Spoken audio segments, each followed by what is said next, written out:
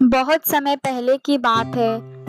मुंबई शहर में एक रमेश नाम का बिजनेसमैन रहता था। रमेश अपने काम को बहुत मेहनत और लगन से करता था। वह उस काम को करके अच्छा खासा अमीर आदमी बन गया था। रमेश के घर में एक रामू नाम का एक गरीब आदमी काम करता था। रामू बहुत मेहनती था। वो अपने मालिक का अच्छी तरह से ख्याल रखने के साथ साथ रामू रमेश के घर का भी ख्याल रखता था। रामू को गांव से शहर आए हुए सिर्फ 6 महीने ही हुए थे, लेकिन वो हर काम को इस तरह से करता था जैसे कि वो वहां पर कई सालों से रह रहा हो। रामू अपने मालिक का बहुत ख्याल रखता था। रमेश रामू को देखकर बहुत खुश रहता था। एक दिन रमेश रामू से पूछता है, रामू क्या तुम कभी थकते नहीं हो? इतने सारे काम करने के बाद भी? मालिक मैं क्यों थकूंगा काम करने से? मेरा तो यही काम है, आपका और इस घर का ख्याल रखना।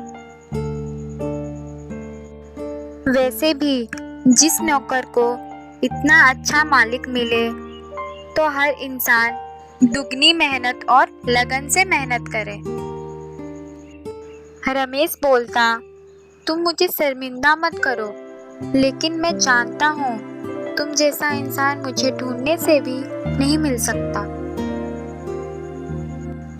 दोनों मालिक और नौकर की बातें हो रही होती हैं। दूसरे दिन रामू काम पर नहीं आता है। देखते ही देखते महीने बीत जाते हैं। रमेश सभी से पूछने लगता है कि रामू काम पर क्यों नहीं आ रहा है।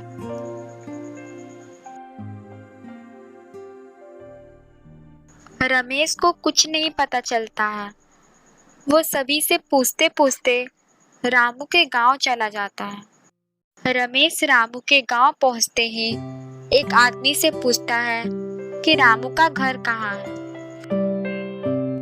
वो आदमी रामू का घर का पता बताता है। रमेश रामू के घर के पास पहुंचता है। रामू की 2 बेटियां थी। एक का नाम सोनी और दूसरी का नाम मोनी था। रमेश रामू के घर का दरवाजा खटखटाता है। मोनी दरवाजा खोलती है। रमेश मोनी से पूछता, क्या ये रामू का घर है? मोनी बोलती, हाँ। रमेश पूछता, रामू कहाँ है? वो 1 महीने से काम पर क्यों नहीं आ रहा है? मोनी बोलती, उनके गुजरे हुए कई दिन हो गए हैं। उन्हें टीबी की बीमारी थी और डॉक्टर ने भी कह दिया था कि इलाज के लिए बहुत सारे पैसे चाहिए।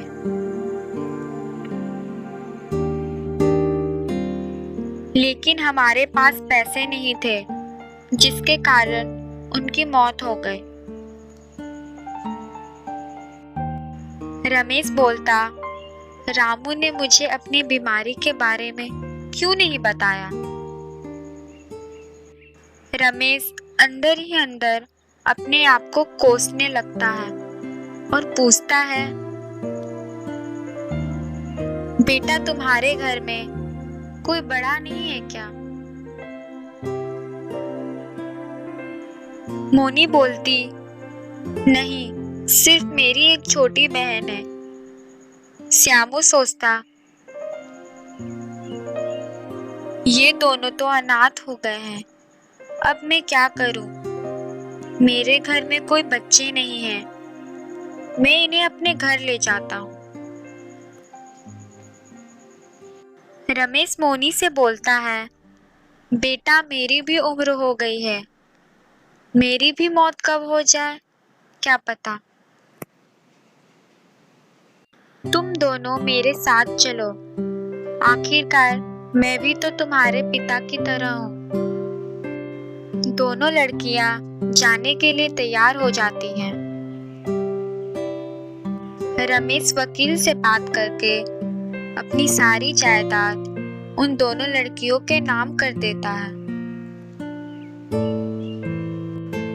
सोनी और मोनी दोनों रमेश के घर पहुंचते हैं और एक कार को देखते हैं और बोलते हैं, पिताजी ये कार किसकी है?